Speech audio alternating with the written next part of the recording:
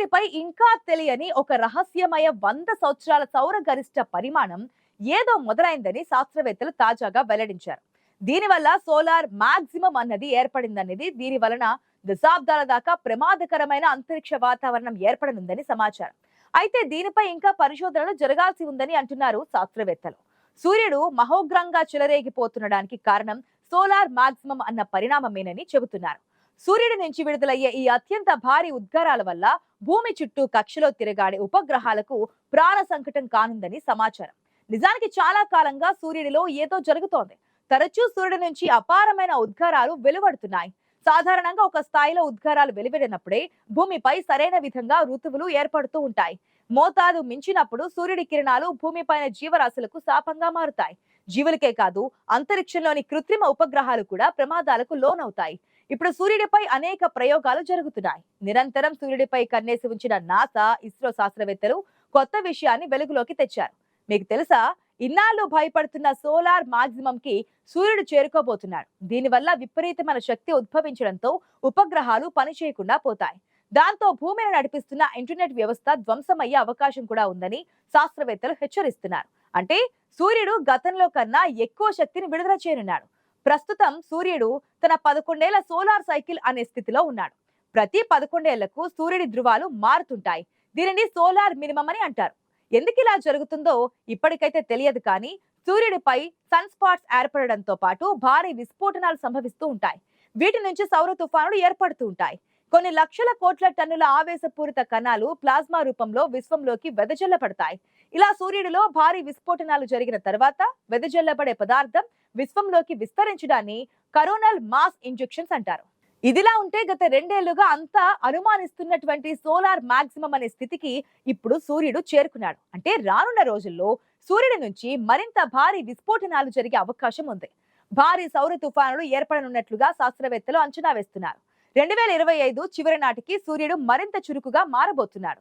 అయితే ఈ భారీ సౌర తుఫానుల వల్ల భూమిపై ఇంటర్నెట్ అపోకలిప్స్, అంటే అంతర్జాల ప్రళయం అని తప్పకపోవచ్చని అంటున్నారు శాస్త్రవేత్తలు. అంతరిక్షంలో ఇన్నాళ్లు మనం ఏర్పాటు చేసుకున్న వ్యవస్థలన్నీ కుప్పకూలే అవకాశం ఉందనే ప్రచారం జోరుగా ఉంది.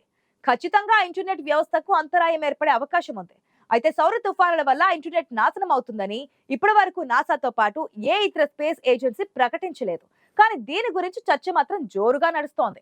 సాధారణంగా సౌర తుఫానుల వల్ల భూమిపై ఉన్న జీవజాలానికి ఎలాంటి ప్రమాదం ఉండకపోవచ్చు. దానికి ఒక కారణం కూడా ఉంది. అదేంటంటే భూమికి చాలా సహజ సిద్ధంగా శక్తివంతమైన అయస్కాంత క్షేత్రపు రక్షణ చక్రం పనిచేస్తూ ఉంటుంది. ఇది భూమిని సూర్యుడి నుంచి వచ్చే కిరణాలు, ఇతర ఆవేశిత కణాల నుంచి కాపాడుతోంది. ఈ సౌర తుఫానుల వల్ల ధృవాల వద్ద కాంతివంతమైన అరోరాలు ఏర్పడుతూ ఉంటాయి. అయితే కొన్నిసార్లు బలమైన సౌర తుఫానులు భూమిపై ఉన్న గ్రిడ్ వ్యవస్థను, కమ్యూనికేషన్ వ్యవస్థను నాశనం చేసే విషయాన్ని కొట్టిపరేయలేమంటున్నారు నిపుణులు.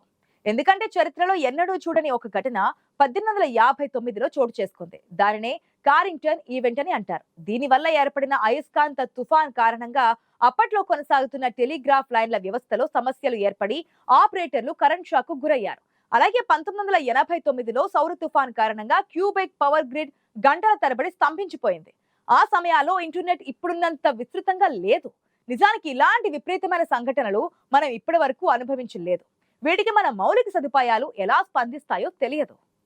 ఇంటర్నెట్ అపోకలిప్స్ లేదా ఇంటర్నెట్ ప్రళయం అన్న కొత్త పదం ఇప్పుడు సూర్యుడి ఉద్గారాల వలనే ప్రాచుర్యంలోకి వచ్చింది.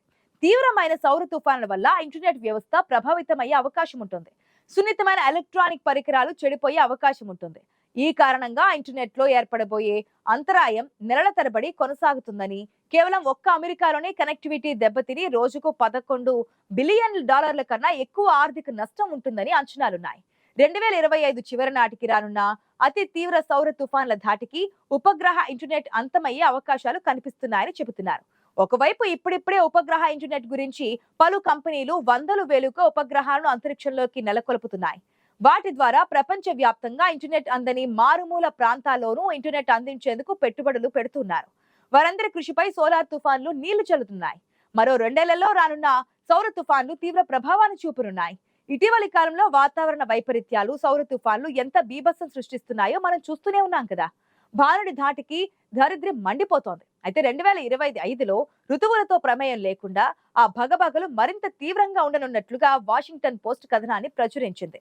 ఆ వేడిని తట్టుకునే రీతిలో నేటి డిజిటల్ సమాజం లేదని ఆ కథనంలో వివరించింది. తీవ్రమైన సౌర తుఫాన్ల వల్ల సముద్ర గర్భంలో ఉన్న కమ్యూనికేషన్ కేబుల్స్ కూడా దెబ్బతిననున్నట్లు చెబుతున్నారు. ఇలా సోలార్ మాక్సిమం కారణంగా కొన్ని నెలల పాటు సూర్యుడు తన ప్రతాపాన్ని చూపే అవకాశాలు ఉన్నాయి. దీనివల్ల ఇంటర్నెట్ యుగాంతం అంటూ సోషల్ మీడియాలో వార్తలు కూడా మొదలైపోయాయి. పొద్దున లేచిన దగ్గర నుంచి రాత్రి పడుకునేదాకా మనం చేసే ప్రతి పనికి స్మార్ట్ ఫోన్ తో ముడిపడిపోయి ఉన్నాం. మనమంతా డిజిటల్ వరల్డ్ లో ఇంటర్నెట్ సాయంతో దర్జాగా బ్రతుకుతున్నాం. ఇంటర్నెట్ లేకుండా ఏ పనులు జరగనంతగా వాటితో మమేకమైపోయాం కూడా. అలాంటిది కొన్ని నెలల పాటు ఇంటర్నెట్ లేని పరిస్థితిని ఊహించుకోవడం చాలా కష్టం. నిజానికి సౌర తుఫాన్ భూమిని తాకితే అన్న చర్చ ఇప్పటిది కాదు. ఎంతో కాలంగా ఈ విషయంపై చర్చ నడుస్తోంది. సౌర తుఫాన్ సందర్భంగా సూర్యుడిలో ఏర్పడే విద్యుత్ తరంగం సౌర కుటుంబాన్ని తాకుతోంది. సూర్యునిలో ఏర్పడే అసాధారణమైన ఈ అయస్కాంత విస్ఫోటనం భూమిపై ప్రభావం చూపించనుంది. అయితే ఒకవేళ నిజంగా సౌర తుఫాను 2025 సంవత్సరంలో గనుక విరుచుకుపడినా మనం నివసించే ఆసియా దేశాలకు డ్యామేజ్ తక్కువగానే ఉండొచ్చనే మాట కాస్త ఓటనిస్తుందన్నమాట. ఎందుకంటే భూమధ్య రేఖకు దగ్గరగా సముద్ర గర్భంలో ఇంటర్నెట్ కేబుల్స్ ఉండడం మనకు కలిసొచ్చే అంశమని నిపుణులు చెబుతున్నారు. ఈ లెక్కన భారత్ సహా మరికొన్ని దేశాల కమ్యూనికేషన్ వ్యవస్థపై పెద్దగా ప్రభావం ఉండకపోవచ్చు.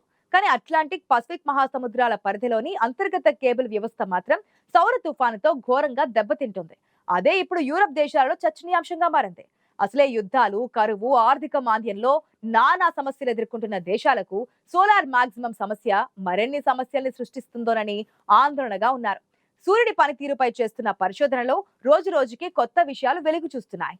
సూర్యుడి గురించి అధ్యయనం చేయడానికి అంతరిక్షంలోకి పంపిన నాసా స్పేస్ క్రాఫ్ట్ పార్కర్ సూర్యుడు ప్రస్తుతం నిశ్శబ్ద స్థితిలో ఉన్నట్లుగా చెబుతోంది. జూన్ నుంచి పనిచేయడం మొదలుపెట్టిన ఆ అంతరిక్ష నౌక 10 ఇన్స్ట్రుమెంట్ల ద్వారా సోలార్ డేటాను సేకరిస్తోంది. ప్రస్తుతం సూర్యుడు నిశ్శబ్ద దశలో ఉన్నాడని ఆ డేటా ఆధారంగా శాస్త్రవేత్తలు నిర్ధారించారు. సూర్యుడిలో ఏర్పడిన మచ్చలపై పరిశోధన జరుగుతోంది.